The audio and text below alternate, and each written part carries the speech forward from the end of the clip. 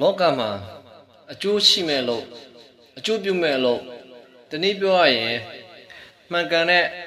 အလုပ်မျိုးတွေကိုကြိုးစားအားထုတ်ခြင်းနဲ့အကျိုးမရှိအကျိုးမပြု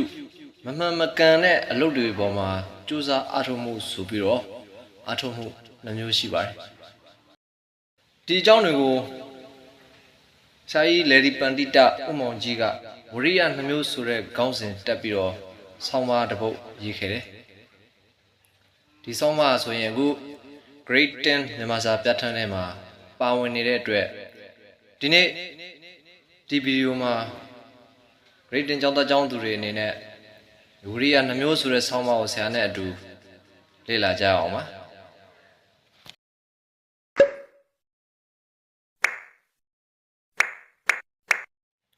စာရေးသူဆရာကြီးလေဒီပန္တိတဥမောင်ကြီးကဝရိယနှမျိုးရှိတဲ့အ낵ကမှန်ကန်တဲ့ဝရိယမျိုးကိုစူးစမ်းအားထုတ်ရင်အကျိုးရှိပြီးတော့မမှန်မကန်တဲ့စူးစမ်းအားထုတ်မှုကိုပြုလုပ်ရင်အကျိုးမရှိဆိုတဲ့အကြောင်းကိုဥစွာပြောထားတယ်ပညာသင်ခြင်းကိုယ်သွယ်လည်လို့ခြင်းစတဲ့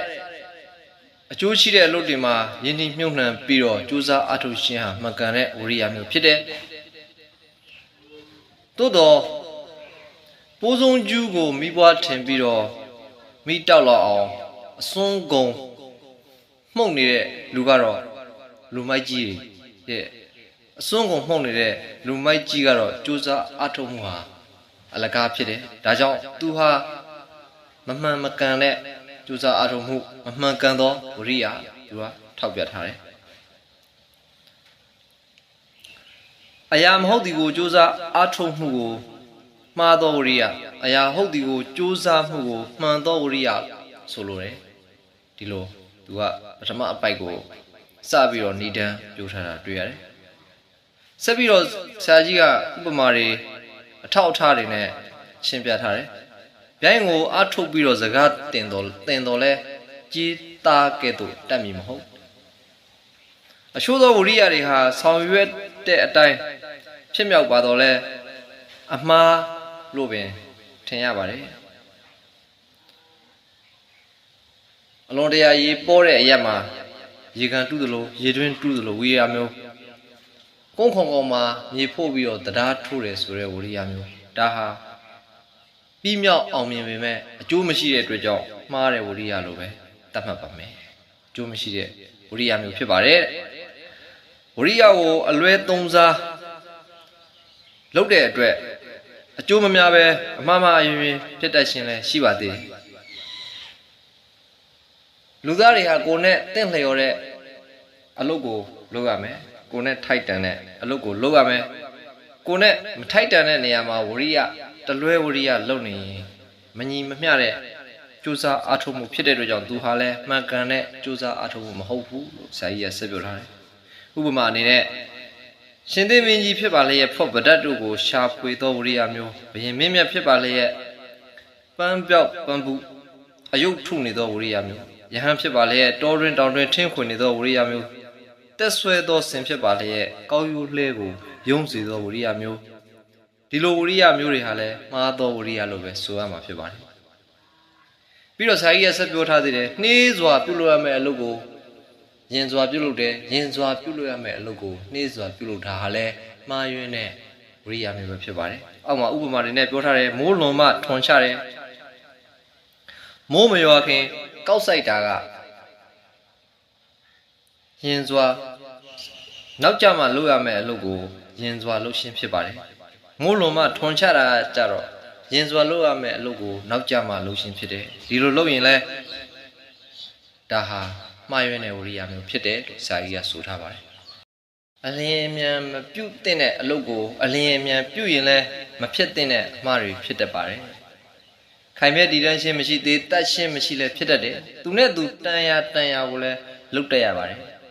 ဒီမှာဥပမာဆက်ပေးထားတယ်ဆင်ကိုရှည်တဲ့ကျိုးနဲ့ကြက်ကိုရှည်လျင်မမြဲကြက်ကိုရှည်သောကျိုးနဲ့ဆင်ကိုရှည်လျင်မခိုင်ဆိုပြီးတော့ပြောထားပါတယ်ဒီမှာဝရိယအကြည့်အငယ်ရဲ့သဘောသဘာဝကိုဆရာကြီးကထောက်ပြထားတာဖြစ်တယ်သူကဝရိယအကြည့်အငယ်များကိုလည်းအရာဌာနအားလျော်စွာတတိထားသင့်ပေကြောင်းပြောထားပါတယ် နှေးတဲ့ရာ၌နှေးစွာမြန်တဲ့ရာ၌မြန်မြန်မှန်မှန်ဝရိယကိုလုတ်တင်ပါတယ်မှန်မှန်ကန်ကန်ဝရိယနဲ့အသုံးပြုပြီးတော့အားထုတ်တင်ပါတယ်ဉာဏ်နဲ့ရှင်တဲ့ဝရိယဟာကောင်းတဲ့ဝရိယဖြစ်တယ်ဉာဏ်နဲ့ရှင်မရှိတဲ့ဉာဏ်ပညာနဲ့တိဆောက်ထားခြင်းမရှိတဲ့ဝရိယဟာမှားယွင်းတဲ့ဝရိယဖြစ်တတ်တယ်ဥပမာပေးထားတယ်ဆရာကြီးကလွန်စွာစားတန်သောသင်္ဘောကြီးကိုပဲ့တက်မပါပဲပင်လယ်ထဲသို့လှော့လိုက်တော့အခါလိုရာသို့မရောက်ဖဲကမောက်ကမဥလှဲ့မိရာသို့ရောက်သွားလိမ့်မည်ဒီနေရာမှာဉာဏ်ဟာပဲ့နဲ့တူတယ်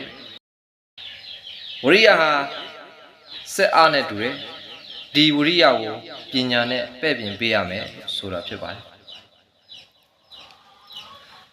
လူသားတို့မှာကံဉာဏ်ဝရိယဆိုပြီးတော့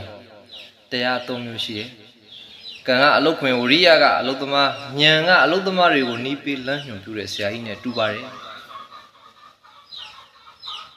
ဒီနေရာမှာဉာဏ်ဟာဝရိယနဲ့ကံကိုထိမ့်ချုပ်တယ်ဆရာကြီးကပြောရှင်တာဖြစ်ပါတယ်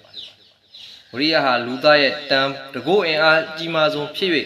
ဝရိယကိုလျှော့လိုက်လျင်တကိုးသေးသိမ်ရှင်းသို့ရောက်လိမ့်မည်ဆိုပြီးတော့ဆရာကြီးကသတိပေးထားတာကိုတွေ့ရတယ်အဆုံးမှာတော့အဘာမြေပေါ်မှာသွားလာစားတော့နေထိုင်ကြကုန်သောသရဝါအနန္တတို့သည်ဝရိယအစွန်းကိုသာမှီပြုကြကုန်၏ဤကဘာကြီးပေါ်မှာရှိသမျှသရဝါတို့သည်မိမိတို့ဆိုင်ရာဝရိယကိုအသုံးမပြုပါကအလုံးစုံပစ္စည်းရှင်းသို့ရောက်ကြကုန်လိမ့်မည်တို့ဖြစ်၍ကဘာဤအင်အားဖြစ်သောဝရိယစစ်ကိုထက်မြက်စွာလှဲ့လေတင့်ပေသည်တတိဆိုပြီးတော့ဆရာကြီးကအနီးကုန်းရှုပ်ထားပါတယ်အားလုံးကိုကျေးဇူးတင်ပါတယ်